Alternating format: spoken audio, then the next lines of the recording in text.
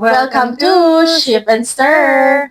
I'm Joey. And I'm Alpine. And for episode 3, Madam, ano ang Episode topic natin? Episode 4 na talaga.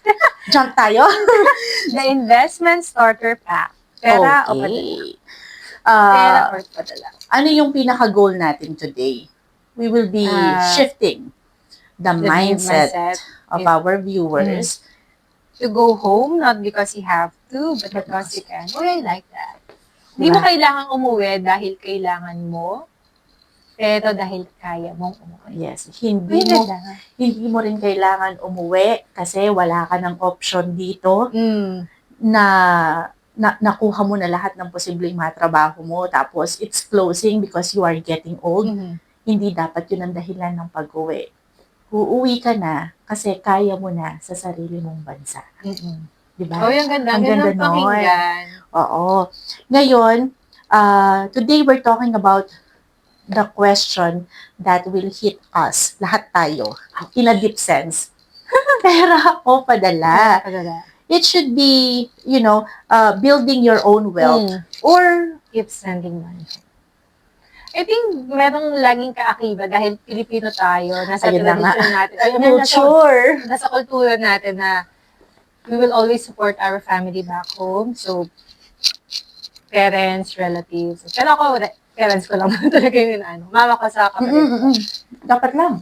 Pero relatives. Parang hindi na natin hindi na natin sakop yun kasi may kanya-kanya tayong mga pamilya. So, yung relatives kapag may emergency siguro, minsan, 2, 3 beses, pwede tayong tumulong. Pero, don't be available to people palagi, no? Kahit na relatives natin sila. Sinabi mo yun before, right? Don't make yourself available like 24/7. Set your limitations. You need to set boundaries. Yes, true. Now, the reality of being an overseas worker, let's be real. Ito, nararanasan natin lahat. Working abroad isn't just about higher income. Minsan nga, hindi ko mataas ang sahod. Oo nga, para mag-react pa lang ako doon, nakuha mo na agad yung gusto ko. Yung natin, yung wavelength natin ngayon, minsan iniisip ko pa lang, binabanggit na ni Joey Lynn. So, dito, ang sinasabi natin, kapag umalis ka sa Pilipinas, guys, it's more on sacrifice. It will hit you hard. May umiyak ka na naman. Diyos ko naman, tama na. Hanggang season 1 lang ang iyakan, please. Pero totoo po yun. Iniwan ko ang tatay ko na may sakit sa Pilipinas. Iniwan ko yung anak ko na nasa Pilipinas, which is mas gusto naman niya talaga doon kesa dito. Ayaw niyo ko tayo. Paano hindi na tayo? Lalo kayo ni Hati ka? Pag lumaki-laki siguro siya, kukunin natin siya. Alam niyo, akala niyo masaya lang kami dito. Isa sa mga greatest pretender, mga OFW yan. Talaga? Pagka-hello mo sa video call, ang saya-saya. Pagka-post nila sa social media, ang saya-saya. Pero alam nyo, meron kaming pain na tinatago. Whether you like it or not, nandito ang husband mo, nandito yung anak mo, pero may mga pagkakataon na kailangan mo yung nanay mo. Pero, hindi ko call nyo or anything, lang yun, nagkataon lang yun, guys. Do not bash me. Or yung kailangan mo yung nanay mo, kailangan mo yung kapatid mo. Or minsan yung mga kaibigan mo, kailangan mo. Isang yakap, isang tap sa shoulder mo, everything's okay. Oy, when you need me, just call me. Kalad ka rin ako. Ay, uta! Kamusta? Okay. So, imagine the sacrifice. You will be missing birthdays. Ang sakit nito sa akin. Birthdays, holidays, ordinary days that suddenly feel important and then wala ka. Lalo na kapag Pasko, bagong taon. Never akong umuwi ng Pasko at bagong taon. So, nakikita mo, ay, ang saya nila, ay, ang sarap ng pagkain nila. Oo. Tapos, ang daming regalo, no? Tapos, ikaw nandito ka, naka-duty? Wala kasing Pasko po dito. Unless na lang kapag weekend siya. Or tumama siya sa day off mo. Happy, di ba? Yung pressure kasi coming from, you need to send money monthly. Lagi na lang, pera. And you know what? It's not optional for us. Padala is always expected. Ina-anticipate ng lahat yan. And don't get us wrong, alam namin yung mga responsibilidad namin. Masakit lang kasi minsan, guys, we are longing also for the care and concern bago yung kailan ka magpapadala, bago yung sobra ka. kailangan ko na ganito. Yung kung yung, oy, kumusta ka na? Oy, pumayat ka? Oy, tuba ka? Oy, gumanda ka? Oy, ang haba ng hair mo? Oy, ang ganda ng aura mo ngayon. Simpleng ganun lang. It means a lot to us. May kumukusta ba sa'yo? Oy, hindi Hindi na ako. Hindi ko pa rin masabi kung hindi ako iiyak. May kumukusta ba sa akin? Mga kapatid ko. Oo. Yun naman yung mahalaga. Yun naman Your inner circle, isn't it? Saka ako kasi, I keep my connection open, lalo sa mga friends ko sa Manila and sa Pampanga. Kadalasan kasi, like, si Princess, yung nasa Canada, lagi kasi ako nagsasend ng mga memes sa kanya or ng mga story ng ibang tao. Oy, alam niyo para maniste, ang tawag sa Tagalog sa maniste, mangbully or mangbash. Hindi naman mangbully. Mangbash. Or yung parang, hindi naman panunuya eh. It's about, hindi naman bully. Yung pinupuna. Pamumuna. Oo. Diba? Alam mo, galing ko yun eh. Actually, or meme. Si Joelyn from the way I read you. Oo, parang ang simple lang niya. Kung masaya, masaya. Kung malungkot, malungkot. Kung complicated, ganun talaga, complicated. Tapos kapag meron siyang paninindigan, talagang paninindigan niya. Balikan nyo ang episode 2. Oo, balikan nyo. Kasi nga po, galing siya sa UP. So, hindi natin siya masisi. Pero alam mo, one good thing about people, kapag may paninindigan sila, firm ang mga taong yun. Hindi sila yung balimbing, yung minsan dito sa susunod dun sa side na yun. Doble cara. Oo, wag ganon. Bad yun. Okay. Pero, minsan, nagbabago yung tao kasi we mature, we grow. Minsan yung paniniwala mo dito kahapon, nung napaliwanagan ka, nag-iba na. So, lahat tayo. May wisdom na. Diba? So, alam mo, kapag nagpadala ka ng pera, ang tanong dito, padala, anong natitira sa'yo? May natitira ba sa'yo? May natitira sa akin. Yeah, I trust your husband when it comes to saving money. Yes. For you, progress. No? Kasi, alam mo sa sarili mo, this is good thing about, you remember SWOT analysis. At yun pala, ang marami nating views sa Reels. Talaga ba? The SWOT analysis and the feedback. Yung sandwich. Sabi nga din ng kaibigan ko, gusto ko pa ng isang episode about sa financial Keme. O sige, pwede naman. Sabi niya, bitin naman. Bibigyan namin kayo. Huwag kayo mag-alala. Ng episode, hindi Oo. Ng episode. So, a lot of overseas workers spend years earning well, but they are ending up saving little or to none, to zero. It's not because they were careless, but because they were carrying everyone. I remember one time, like, hindi ko siya personal experience, pero relative, like, he was working in Saudi for, I don't know, 20, 25, 30 years.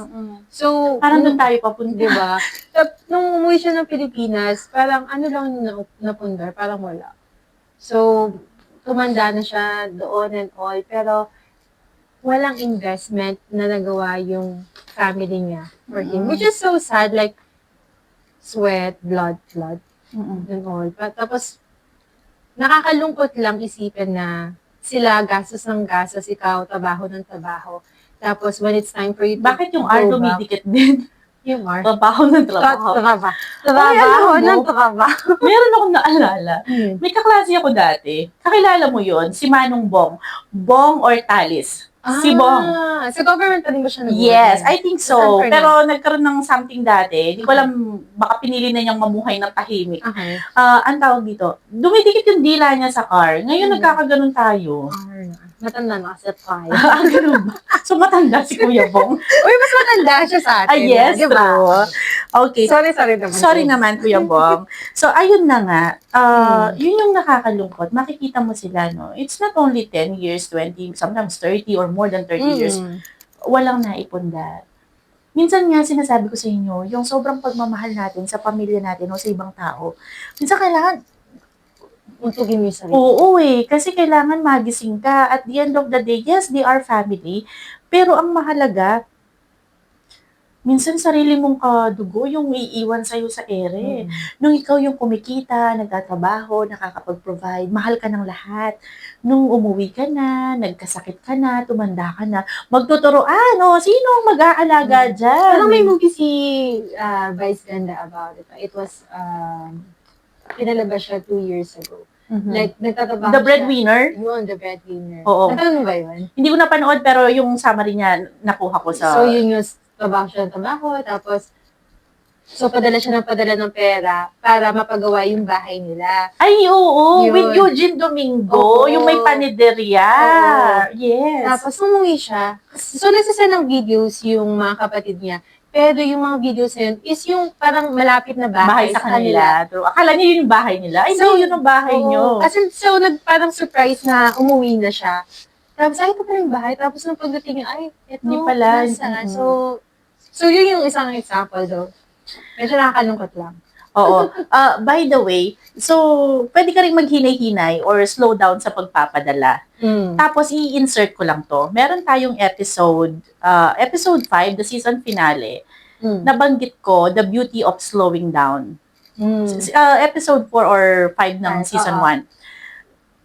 Nabalikan ko ang video. Sorry, hindi ko si Miss Karen Davila. It's Tony Talks. Tony Talks. With Bea Binene.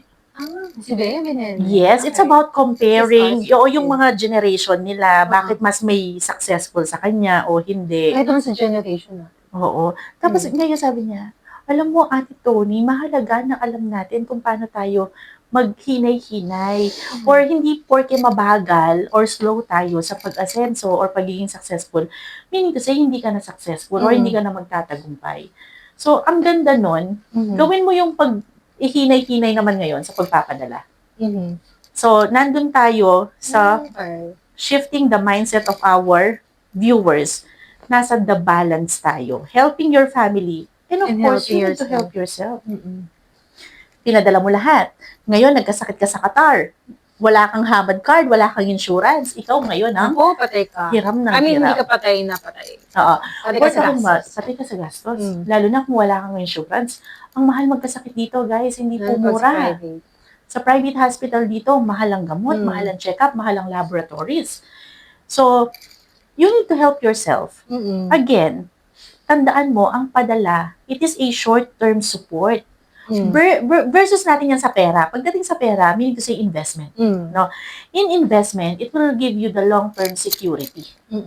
So, ano ang mga pwede nating gawing mga tips dyan? Oh, the 50-30-20 rule. Babalik tayo. 50-30-20 rule. Investing should not be zero. Yes. Kahit na simpleng ano po yan, simpleng maliit na gold na pwede mong, anything. Ay, hindi pala. Ayan. Stainless steel. Anything na, kahit minsan yung stainless, di ba, anong tawag, yung silver pala, sorry, mahal din. Ang mura lang, parang bili ka 5 kaya- reals lang yan sa Pero, hindi ka kaya ng platinum. Ang mahal ng platinum. Oo, o kaya mga diamond. Hindi ako masyadong bumili. Mag-gold na lang kayo. Kasi gold, solid Lagi siya yan. So, na-appreciate siya. Ngayon, different ways to save or invest kaya ng Ay, gold. gold, land. Kagaya ng land. Gusto magka-farm sa O pag, iba ka talaga. Bea Bea Alonso. Alonso. Beati Firma? Something? Hindi ko Farm something. May pangalan yung farm yan. Oo, Beati something. Hindi ko sure kung Pharma. So, business can be a good Tea idea. time. Also, tea time, insurance. Di ba, binanggit mo to, yung insurance mahalaga. Insurance, it will not profit. But insurance, it's a security. Lalo na kapag may nagkasakit. Then, of course, the time deposit. Yung time deposit mo. Di ako nagka-time deposit. Ay, di nagka-time deposit ka pala. Yung savings. Yung sa savings sa Bangko. Automatic yun. I-try mo yan. Speaking po ng mga savings natin, we would like to introduce to you. Mamimigay siya ng pera. Ay, hindi tayo mamimigay. Benta ito. So, ito, ang Oh my gosh, 500. pinaka-biggest na bill natin dyan. No? 500 reals. Ayan, pakita mo, Jo. Ayan, ang pinakamalaking bill ng Qatar. Tapos, meron kaming 100 kasunod niyan, pero wala ako dito. Followed by 50 real. Mukha silang magkamukha, no? Oo, kaya sa Tingnan Bacala, mo, lagi mong i-double check yan. Ito si nagkakalituan 50, ito si 100. Ito pa-red, yun pa-purple. Pa-purple Purple. siya, pink red naman ito. Then we have... Parang 50 sa atin sa Pinas, no? Si Totoo, Manuel Quezon. tsaka yung 20. Pero parang wala ng 20 ano. Wala na Ito, pa rin. Jo, ito si 10 reals. 10 reals. Ito yung stadium, Khalifa Stadium. Ay, Khalifa Stadium ba ito? Yan. Sidra Hospital, tapos Aspire. Parang si ano yan, girl? Si Lucille. Hindi ba si Lucille Ay, yan? Lucille Stadium. Dito ginanap yung finale ng World Cup. Yes. In 2020. Oo nga, no, may mga ganun pala sila. Sa 500, syempre, LNG, tanker namin, diba? oil and gas. Tapos, Si 50 yan, so, hindi ko alam. Ay, ito yung... sino yan? Yung sa Corniche. Yung investment ba yan o bank? Hindi siya QNB, pero... Anyway, Hindi ko alam yan Tapos ito, yung favorite ni Jo. Ano yan? Kita Hindi, yung sinasakyan mo. Ayun daw. So, yung Dow Cruise nila. At saka, syempre, ito sa Corniche, yung sikat na pearl. So, ayan, inintroduce lang namin kayo sa currency. Hindi kami namimigay. Pero, alam nyo, guys, comment kayo sa YouTube namin pagkatapos yung manood. Kasi may mga surprise kami na gift. So, may nanalo na. Actually, congratulations to Miss Joyce. I-award ko sana kahapon, kagabi. Kaso na wala siya. Sa susunod, magkikita kami. Tapos, makikita niyo yan sa Facebook namin. Yay! May Facebook kami, may Instagram na din kami, ha? True. Yes. And then here, we will be talking about the investment starter pack. Yes. So, emergency fund. 3 to 6 months of expenses. Avoid borrowing. Kung hindi kailangan, please, wag tayong hiram ng hiram. I suggest, kasi kami na mga kapatid ko, may separate na account kami just for emergency fund. Like, every month na pinapadala ko, may certain amount na nilalagay yung kapatid ko for the emergency fund. Para hindi yung magalaw. Insurance, again, protection, not for profit, pero mahalaga yun magkakaroon ng emergency. So, yung beginner investment, ito yung dinidiscuss ko sa'yo. So, nagpapa-approve ako kay madam, okay ba natin itong i-discuss? So, index funds, pagkakaiba ng index, mutual, and retirement. So, index funds, it can be like small amount, but spread across many companies. And you don't need to be like expert to analyze the stock. Yun yung investment. Okay. I mean, index fund. And then, pagdating naman sa mutual funds, maraming makaka-relate sa mutual funds kasi sikat to sa Pilipinas Oo. Your money will be pulled together. P-O-O-L-E-D. Pulled. Pag magsasama, with others' money, and then there will be a fund manager that will manage it and owning small share of everything inside it. Dun sa part ng mga pera na pinagsama-sama. And of course, mahalaga rin na meron tayong retirement accounts. Lock-in investment account for the future. So, consistency, always, yes? Meets complexity. Consistency lang talaga pagdating sa investment, savings. Saka, ang tawag dito, ano ba yung tamang term? Kalimutan. Sige, nailala ko mamaya. Sa investment. Oo. Kaya nga, consistency, dapat para kalimutan ko. Papunta ba tayo saan? Basta yun. Eme. Uy, ganito ang kaganda. Alam mo, minsan may magsasabi, ang haba naman ng podcast nyo. Minsan naman, baka maiklian kayo dito kasi nag-a-adjust kami sa inyo, guys. It's a normal flow. Natural flow po ang aming podcast. Hindi porke may hawak-hawak kami dito. Hawak ng script namin. Oo, guide lang po ito. Mga guide lamang ito. Kung ano yung pumasok sa isip namin, ibabato namin sa isa't isa. So, minsan, yung topic namin, ma-off topic kami, mapapolitics kami, may economy kami, legal, environmental, o pestle analysis pala to. So, normal lang po yun. Parang nagkukwentuhan lang tayo. Huwag kayo masyadong seryoso sa buhay, ha? In here, gaya ng sabi namin, minsan iyakin lang din kami sa podcast, get stable first, not rich fast. I like it. Tama? True. Kailangan stable ka. Saka don't compare yourself to other people, saka other people's bakit mas mayaman yun, mas maraming business yun. Mas ano naman ako, mas working hard naman ako. Ganyan. Siyempre, iba-iba naman ang tao, gano'n. And you know, just be happy. timing. Kapag sinabi ni God na hindi ito para sa'yo, Huwag ka makulit. trust the plan. Mm-mm. Guys, it took me like around 7 years sa Qatar bago ko na nakuha yung formula kung Mm-mm. paano pala dapat ang gagawin. So, imagine mo yun, 7 years, papasok ko na. Uwi na ako ng Pilipinas, doon na lang ako sa Pampanga State University. Oo. Parang doon, sana professor 1 or 2 na ako, ganon. Oo.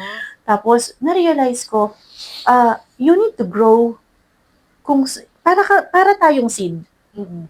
Kung saan ka binitawan, grow from there. Grow where you are planted. Exactly. No?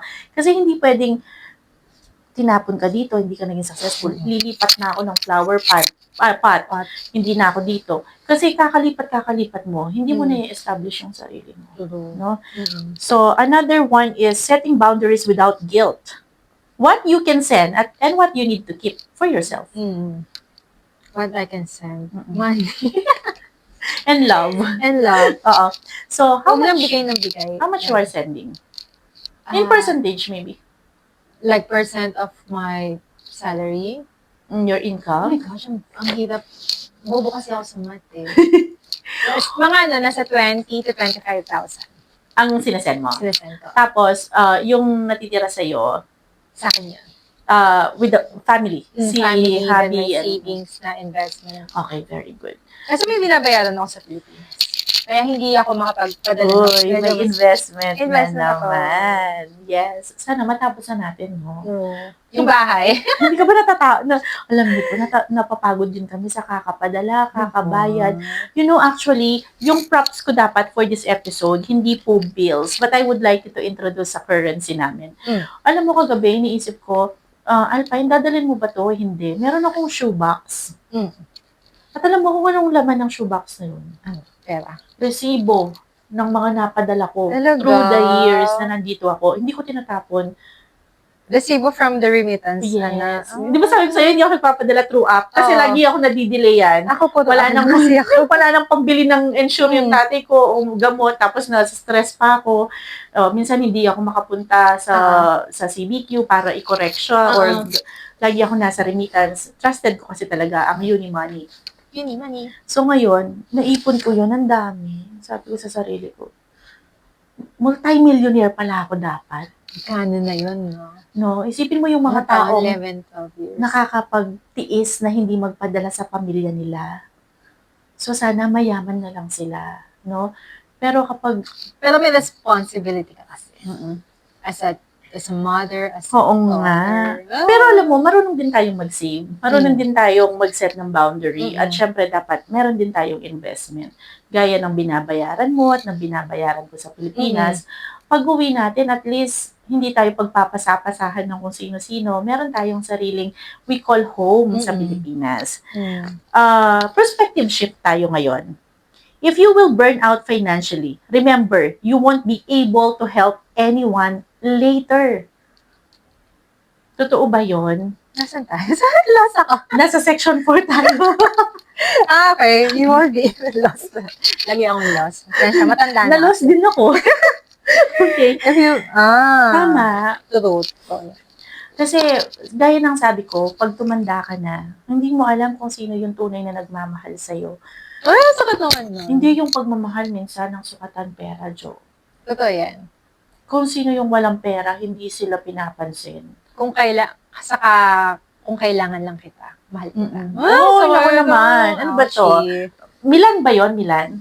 Ay, hindi ko alam. Si- Ano ganun ba? Oo, parang Tawag ako si- lang yun eh. Si Claudine, tsaka hindi ko alam sino kabatuhan niya doon. Mahal mo ba ako dahil kailangan mo ko? O kailangan mo ko dahil mahal mo ko? Ay, O, sakit ganon. naman no. Oo. Uy, correct me kung tama, pero alam ko si Claudine Barreto Yung yun. ganun ah. How to set boundaries? You need to have your plan, stick to it, and share what you can, and give what you can let go. I think we covered this on the Yes. Huwag mong first parusahan season. yung sarili mo, kakaisip ng kakasingil-singil mo. Ikaw naman ang may kasalanan, Oo, napakalaki diba? ng nilet go mo, di ba? For our redefining success. For the last part of our season 2, episode 3. Success is not about how much you send home monthly. It's what you build for yourself too. Yeah, huwag mong kalimutan yung sarili mo. Hindi lang puro family. It's good.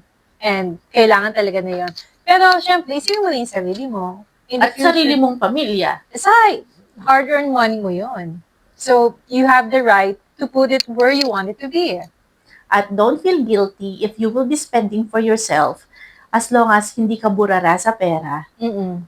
Kung kailangan mong kumain ng masarap, go girl. Kung Jollibee. kailangan mong Mag-Jollibee tea tayo. kung kailangan mong mag-travel at kailangan mo experience ang world, Diba? So, kaya mag-travel. Oo, sa susunod magta-travel siguro ako, isasama ko si Thea. Ay, oo. O, hindi pa ako nag-travel. Saka kapadala ko. Saka kabukas ko ng kumpanya kung ano-ano pinaggagawa ko dito. Pero may self-fulfillment yun na. Oo naman. Because you're building something for the future for yourself and for Thea. And aside from that, lagi ko naman iniisip yung para sa pamilya ko, para sa anak ko. Ngayon parang iniisip ko na rin, ilan kayang tao yung matutulungan ng company na to?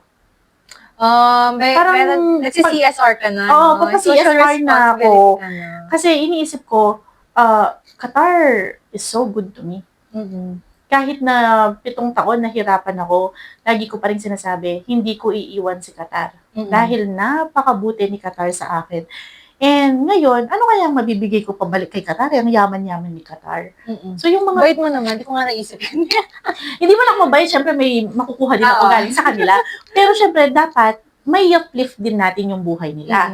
While they are helping the company grow, the people inside the company should grow also. Okay. Tuturuan ko sila ng financial literacy. Makikita mo, yung mga staff, tuturuan ko talaga yan. Ay, naku, huwag kayong padala ng padala. Tsaka mga jowa nila dyan, na umaasa sa inyo, anak ko, jowa pa lang yan, guys. So, kapag nagjojowa kayo, huwag yung hugot-hugot. Ay, tsaka pag, Ano na yung Pilipinang ganun dito? tsaka pag Pilipina ka, Magjojowang ibang laki. uy, wag gano'n ha. Uy, bad yun. Oo, wag tayong Huwag ganun. user. Magmahal ng totoo at tapat, okay? Huwag user. Bad yun. Then, the goal is simple. To go home, not because you have to, but because you can. We said it. Yes, if this episode Resonated with you, share it with someone who might need to hear it. sino kaya ang nangangailangan ng episode na ito? Huwag po puro padala. Ang pera ay mahirap kitain. Kasi kagaya ng sabi mo, sweat, blood, and tears, gaya ng lahat ng sakripisyo natin. You need to save, you need to invest for the future. Hindi lang ng pamilya nyo ngayon, darating yung panahon, magkakaroon ka ng sariling pamilya. Or kung maybe mag-isa ka sa buhay, pag tumanda ka, kailangan i-secure mo rin yung sarili mo, no? So, our teaser for episode 4, ano kaya? Oh, debt and Favorite ko to. how to settle your debt. Debt ba ang pag-pronounce? Oo, Utang. debt. Debt. Hindi po pataya. Debt. Yung utang natin and how to settle your debt fast. Until then, Take care of your money and your future. thank you for joining, For listening or and for listening and for watching. Or whatever. So, kung nag-stream kayo, thank you. Thank Kung you. nasa YouTube kayo, thank you. Thank There will be you po. reels for this episode. Maraming salamat. This is Alpine. I'm Joey. And this is Ship and Stir. Bye.